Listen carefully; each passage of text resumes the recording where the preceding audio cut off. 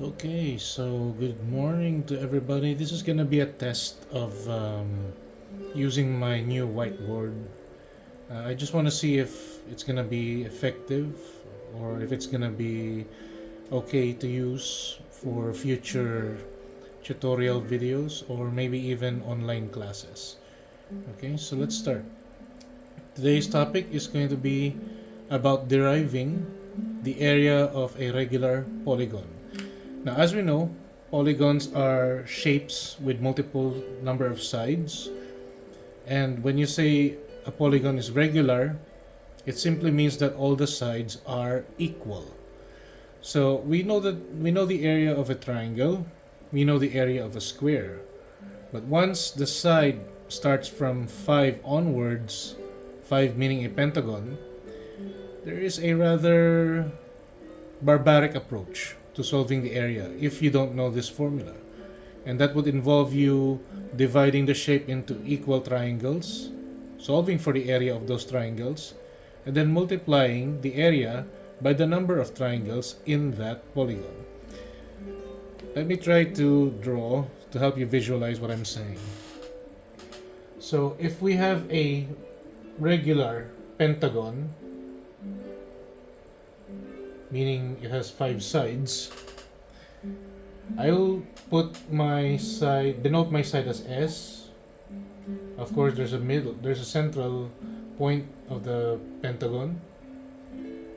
And then I will let the number of sides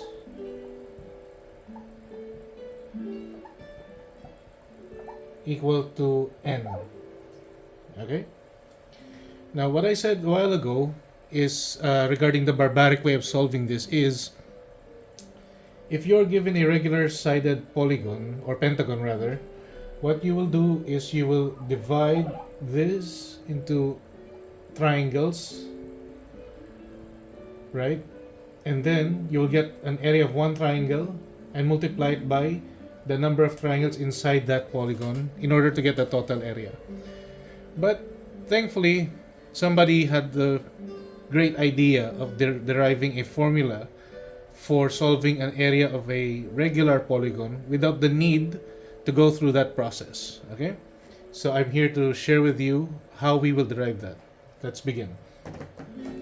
So this is a regular sided polygon. Okay? Take note that if you were to divide it into 5 triangles, there will be a central angle in the middle, right? And of course, that central angle, with the polygon being regular, will form a circle, an imaginary circle inside. And that imaginary circle inside, if you isolate one angle, say this angle over here, we will denote that by theta.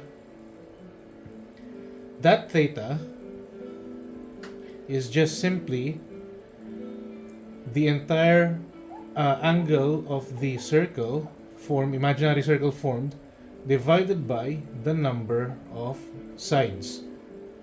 Don't you agree? Because there are 5 triangles, 1, 2, 3, 4, 5, which is equal to the number of sides of the polygon.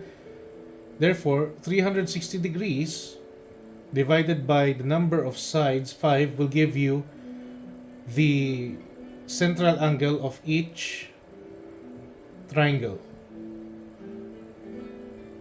Right? So let us isolate one triangle, which is this triangle which we have drawn. Let's say this is the isolated triangle. Okay? This is your side S, and this is your central angle, theta. If I were to divide this into 2, because I need the area of one triangle, and this will be the height, right? If I were to divide this into 2, or produce a perpendicular line from the base to the to the vertex of the triangle, I will form, if I extract it, I will form a right triangle, right? Let's focus on this part. Now, since I divided the base into 2, my new base will become S over 2. And likewise, my new theta will be theta over 2. We can get the height of this right triangle by what trigonometric identity? If this is your reference angle, this side is opposite and this side is adjacent. So the identity we will use will be tangent. So tangent theta over 2 is equal to opposite side s over 2 all over h. But we need to isolate h because we need to use at most or at least one variable only. So if I were to transpose h to the other side, say I'll write it here, h to the other side, what will happen is tangent theta over 2 will move to the bottom, right? So it will become h is equal to s over 2, then tangent theta over 2. I can still simplify this, right? What is theta? Theta is 360 over n. That's the central angle. So if I substitute that, I will have s over 2 tangent 360 over n over 2. What will happen? 2 will come up here to the denominator side and you will have s is equal to 2 tangent 360 over 2n. Right? And further simplification of this equation, we can put this in lowest terms, and finally we will have h is equal to s over 2 tangent 360 divided by 2 is 180, and you have an n over there. This will be your h. This will be your h. Okay, so now that we have the h of one triangle, we can produce a formula for the area of that triangle, right? So I'll give you a second to take a picture of this or freeze the video to understand, and I will erase and continue to the next step.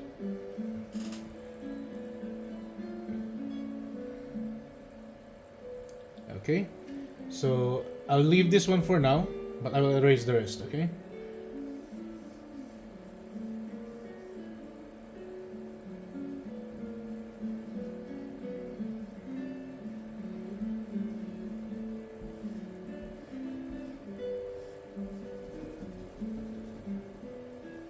There we go.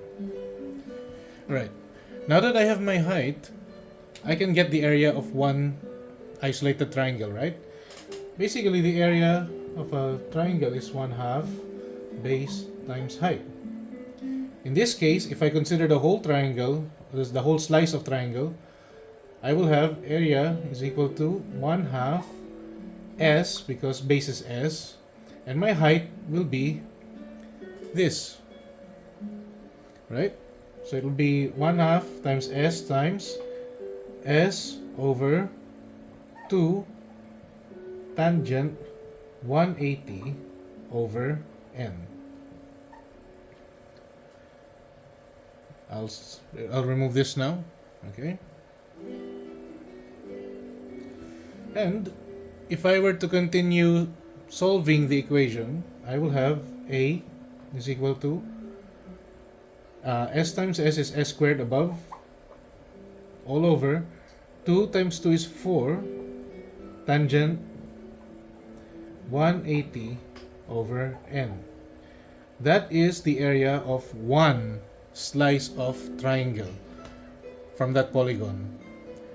Now, in order to get the area of the total area of the polygon, you have to multiply the number of area of the triangles you've solved to the number of sides of that polygon, right? So if this is the area of one triangle, the area of the polygon is therefore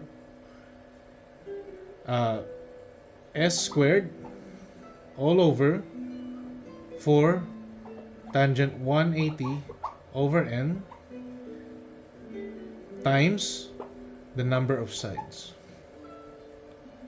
And finally, with that, we can come up with the final formula of an area of a regular sided polygon as the number of sides times s squared all over 4 tangent 180 over n.